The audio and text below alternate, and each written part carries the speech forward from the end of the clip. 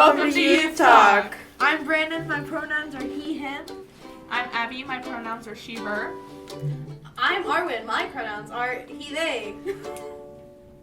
I'm Sarah, my pronouns are she, her. I'm Kenda, my pronouns are she, they. Hey guys, welcome back to Youth Talk. Hope everyone had a good couple of weeks and we're back.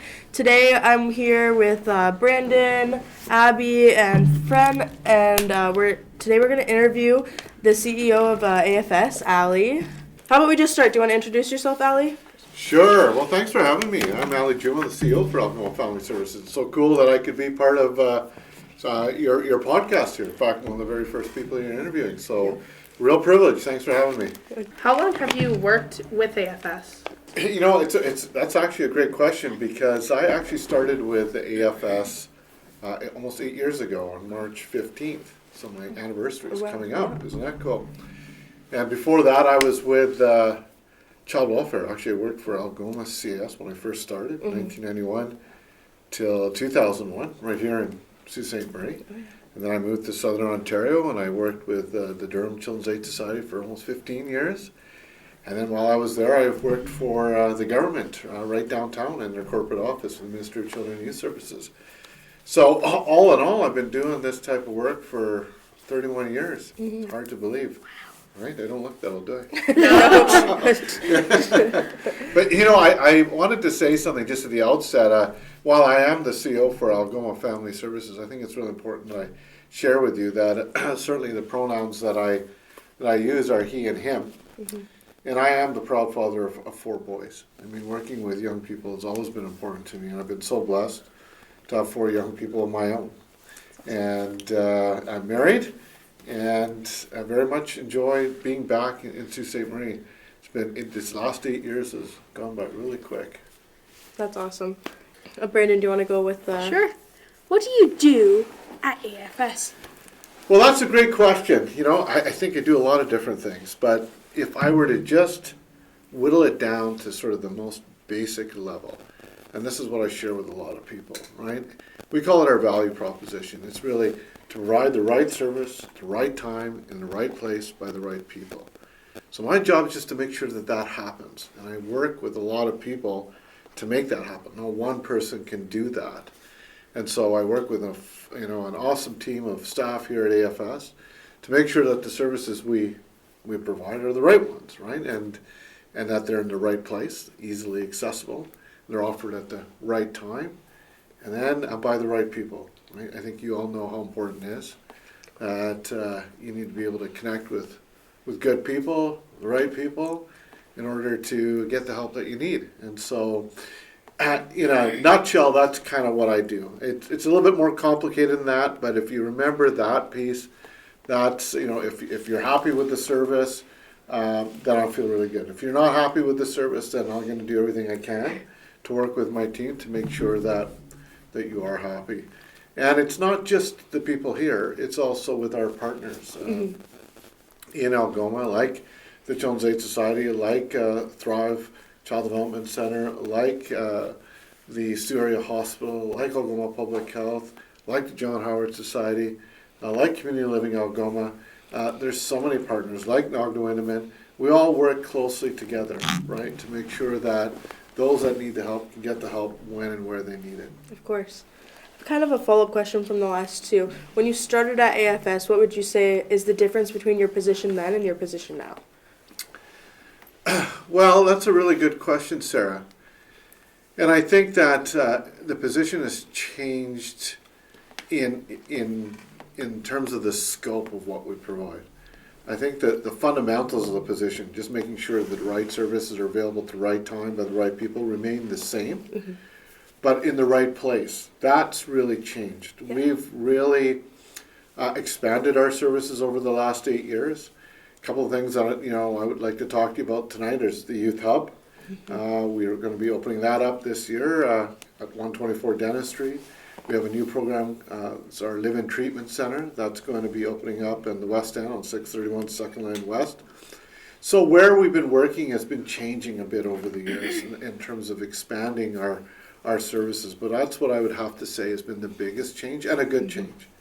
and that we're growing, and as we grow, that allows more people to be able to access our services in different places. Perhaps one of the coolest things that came out of the pandemic, if I can say that, is our move to virtual services. Of course. So we opened up the Northern Outlet, our virtual youth hub, right? An opportunity for youth. What we learned is that during the pandemic, a lot of people were isolated, right? You couldn't leave the home, you couldn't do what you would normally do, and so the Northern Outlet provided virtual events where young people can connect, learn, and create. And that's still going on today. In addition to that, our services also went online. So not only do you have the option of coming in and getting service right here, or in any of our offices in Blind River, Elliott Lake, or Wawa, you can also get those online. And that makes it somewhat easier for people, right? Especially, look, it's snowing.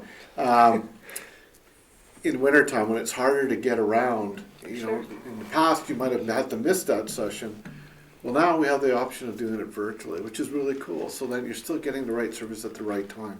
You know, it's so hard at times to get an appointment, and then to have that canceled because of something, weather, is really unfortunate. So being online has been a really cool opportunity for it, and we're hoping to expand that even more. That's awesome. Sounds like a lot of great changes happened and is happening in the next year. Really excited for that. Perfect. Friend, you have a... What kinds of things are you passionate about? Well, lots of things, friend, lots of things. And, you know, I think many would say that one of my biggest passions outside of my family is absolutely the work. And I like to think of myself as a person, I call that as a disruptor. I'm not sure if you know what that means. Disruptor in a good way. You know, when you think of people, have you all heard of Elon Musk? Yep. Yeah. Yeah, and what's he known for? What is he known for disrupting? Like the technology side of change and stuff? Yeah, so he took really a traditional car market and kind of turned it upside down, right? And now electric vehicles are more popular than ever. He really disrupted the way that people would think about getting around by trying an electric vehicle. He disrupted the way that even these vehicles are sold. There wasn't really many Tesla dealerships. If you wanted a Tesla, you'd have to buy it online. And he's really disrupted the way we even think about vehicles, right? Before we just think about it as this vehicle that got us from point A to point B. Now you can kind of Netflix and chill in your vehicle, right? You can watch this sort of big screen. There's technology in there that we didn't even think about 10 years ago, where cars one day might be able to drive themselves. And we just, you know, you talked about coming back from Timmins the other day, Abby, you know, that's a long drive, right? But being able to just sit back and maybe be able to read a book or listen to music without necessarily having to worry about driving would make those type of long trips a little bit more enjoyable. So he's been disruptive in that way. And I'd like to think that AFS has been really disruptive to what we're doing, because we're offering new opportunities and thinking about things differently than what we have in the past, right? So where before, you know, if you wanted to get help from AFS, you would come in and you would see a counselor. Well, now you can do that online. Now, in fact, we're even texting, where we weren't doing that before, as a way of getting a hold of the people that need our help. We're doing things like that virtual youth hub. We're opening things like the physical youth hub on 124 Dennis Street. We're thinking about our live-in treatment in a way that is really needed, because so many young people are having to leave our community to get the care that they need, away from their family, away from their friends, away from their school, away from their culture. It's really sad that they have to go so far away, most times to Southern Ontario, to get the help that they need. So we really want to be able to provide that here. And we are looking at other ways. We like to push the envelope. I don't know if I'm dating myself by saying that, but you know what push the envelope means? Yeah. So it's just trying something different, because we know the world is changing, right? This idea of talk therapy, coming in and just talking to someone and getting the help you need still is helpful to many, but many of our young people are, as you well know, in the virtual space. Yep. So, you know, I'm thinking about things like augmented reality, VR therapy, the opportunity. You put on a headset, you do some exposure therapy in a way you can go and try different things virtually without necessarily even having to do it. Imagine being able to join a group where you are, you have your own avatar, you go in and you're in a circle and you're just talking through your avatar. Yeah. You know why so many people like Halloween? It's behind the mask. Yeah, behind the mask. And when you're behind the mask, what happens to some people? You can be more confident when you're not feeling like yourself, kind of. More, Right. Like you're in another, yeah. Yeah, you lose some of your inhibitions. You're more freer with perhaps your thoughts, your behaviors, your words, so forth. And some people talk about coming out of your shell, and that what that mask does, it provides you with that opportunity to do so. So doing something like a virtual group where you just have an avatar, right? Nobody's judging you by the way you look. No one's really necessarily judging you by the way you sound. Maybe it depends on how you dress up your avatar or how you make them talk. But everyone knows, right, why you're there. And no one's really judging you on that in any way, shape, or form. I think that's a way of just freeing people to be themselves in a way that they can't right now. Yeah. So much of getting the help, particularly at AFS, is just making that decision, can I do it? Right? And even being part of this group here, right? Just when if you think about your first day, like you met a lot of different people and you weren't necessarily sure what to expect.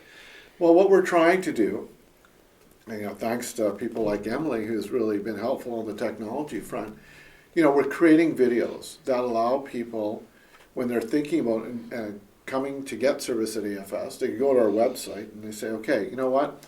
I want to know what care and treatment is all about, for example. They can click on a link and they can see the actual program. They can hear from some of the people providing that service. Or I want to know what the Elliott Lake office looks like, right? They click on that link and they go for a virtual tour. And that reduces so much of the apprehension and anxiety because you already know what you're getting into, right? You've seen it beforehand. And if we can do that, I think we'll have done something really awesome because we're not doing that now to the way that we would like to. And again, our website, when you look at our website, so much of it you've got to read. Well, what if you can't read, right? What if your span of attention doesn't allow you to read pages and pages about all our programs and services? So if you can hear about it, right? When I think of things like TikTok and some of the reels that I see, some of them are pretty cool. And I think, we need to be in that space. Yeah. I mean, this is where our young people are at, right? It's dudes like me that kind of still appreciate reading and so forth. And because that was the way I grew up, right? I didn't have all these things. But when I think of even my own sons and what they're doing, like they're not, they're consuming content in a very different way than I did. So it means that, services like AFS need to go into that space. Yeah, it gives the different options for sure. For sure. That's awesome. I'm naturally curious. That's been, I guess, my superpower. Yeah. Sometimes when people ask me about my skills, I talk about it in terms of superpower. I want to know how things work. I want to know why they work and what makes them and why people react the way they do and so forth. I mean, that's part of why I did my undergraduate degree in psychology. I was really fascinated in human behavior. And why is it that two people can be in the same space but experience it differently? Like, what happens there? Why is it that some people can go through a really tragic situation and be okay, whereas some people cannot? Why is it that some people can smoke a joint and be fine and never try it again, and the next person needs it again right away and becomes addicted to it, right? So these are things I've always been kind of curious about, and I like innovation. I like new things. I'm fidgety by nature. I can't do the same thing over and over without getting super bored. I always want to try and see if there's a different way of doing things. So I'm really passionate about those things because that's just the way my brain works. I like to think about things like that. And when I'm not thinking about things like that, the other thing I'm passionate about is, and I talked about that earlier, is my family. I mean, I love being with my family and doing things with my 4 boys, whether that's camping, fishing, going for walks, playing. We were just playing Uno the other night. just having some time, because It's as you know, they grow up so fast, and before you know it, I already have 2 boys that are out to university, and we also have 2 more at home. So I really enjoy that. And then outside of that, if I'm not, because my boys are older now, and they don't always want to hang out with their dad on a Friday night. I don't know why, but I like to tinker with cars. I have a passion for that, and I've had that since I've been a kid, and it's still something I like to do. That kind of leads into the next question, either at work or at home. Tinkering with cars could be one. What are some of your hobbies that you like to do? Well, the car thing has always been a big one since I was a teenager. I couldn't wait to get my license, and I got my first car. It was a 1973 Dodge Dart Swinger. Not sure if you can picture that, but you can look that up on the internet. It had a 318 engine in it. I spent every day working on that thing, shining it, driving it. I love, just going for a cruise. I think that's been good for my mental health. Is when I'm feeling kind of stressed out, if I can just get in my car, drive, crank the tunes, windows down, I'm at my zen. A little harder in wintertime when I can't do Crank that. the heat up and do the same thing. Yeah, for sure. Hey, there you go. That's it. Yeah, that one. Mine Yeah. was burgundy with a beige top, Oh, vinyl yeah. top. So lots of great memories of that as a kid. I mean, that motivated me to get my first job because I had to put gas in this thing, and I don't know why my parents would just buy my gas. But then I also wanted to mod it, so I had to earn money so I could put a new stereo in it because the old one there wasn't loud enough for me. And when I blew my speakers, I had to buy new ones and so forth. So, that's been part of my hobby, since I've been, 15 years old, and I still tinker around with cars today. The other thing I like doing, it's related to motorsports, right? So I do have a motorcycle. I like to drive that. I like, I have a jet ski. I have a quad. I have a snowmobile. These are things that I've always wanted as a kid and just picked up over time, right? And to do those things. So I'm happiest when I can be playing around with those toys. And then when I can't be doing that, the other hobby that I have is investing. And I wish I knew about investing. It wasn't until I actually got my MBA that I really learned more about how markets work and all that. And I was, again, that natural curiosity. How do these big corporations make money, and how does the average person benefit from that? And so that kind of sparked. I'd always had an interest in investing, but I always thought, it's going to be really complicated. And then when I started learning about that in school, it became a little bit easier. And so it's a hobby that I'm still very much interested in, even in today. Like just watching the markets, being able to invest in new technologies, new companies that come out, and so I find that really cool. It's interesting, and I encourage you. I mean, investing is not for everyone, but it's the way I've learned. I've learned a lot about new medications and different things that I wouldn't know otherwise because I've been researching these companies. How is it that they're making their money, and what are they bringing to market? Right. And I remember I talk about that with my boys too. And I remember talking to Aaron, my youngest, and I said, "Can you tell me about this Snapchat thing, right? Because they're going to be, it's called initial public offering, where they go to market and they raise a lot of money." And I said, "Do you think this is something I should invest in, right? Do you think it'll take off? Will people actually use it?" He said, "Oh yeah, I know that." So I put a bit of money down there. And then within a few months, the stock tanks. So I go back to him. I said, "You told me Snapchat was going to do really well." And then he said, "Why? What happened?" I said, "It tanked." And I think I lost $500 on it. And he was just laughing and laughing and laughing that I lost this money. But I said, "You know what? You're going to win some, you're going to lose some. But next time, pick a winner." But anyways, no, I think it's really cool. I think as young people, what you don't learn about early enough is really financial literacy, just managing, being able to save your money, invest, learn how interest rates work. I worry about things like the cell phone, right? Because your credit rating is impacted. It's one of the first things that you're going to get. And if you don't pay your bill over a period of time, that could impact your credit rating, meaning that your ability to get a loan later may may not be there because if you don't pay your cell phone bills on time, they're not going to see you as a good risk. Mm-hmm. And I don't think they tell young people that early enough. And so I've seen it where people have had real challenges because of that. Mm-hmm. Yeah, but I'm very passionate about that. I talk about that even with staff around, investing for their retirement, being able to put money away to make sure that you're going to be okay, that you have these financial goals that you work towards. Because it's easy enough to, spend your entire paycheck and then wait till the next one comes. Without putting a little bit away to make sure that, your future is secure and you have the resources to get the things that you want. I think it's really cool to be able to do that.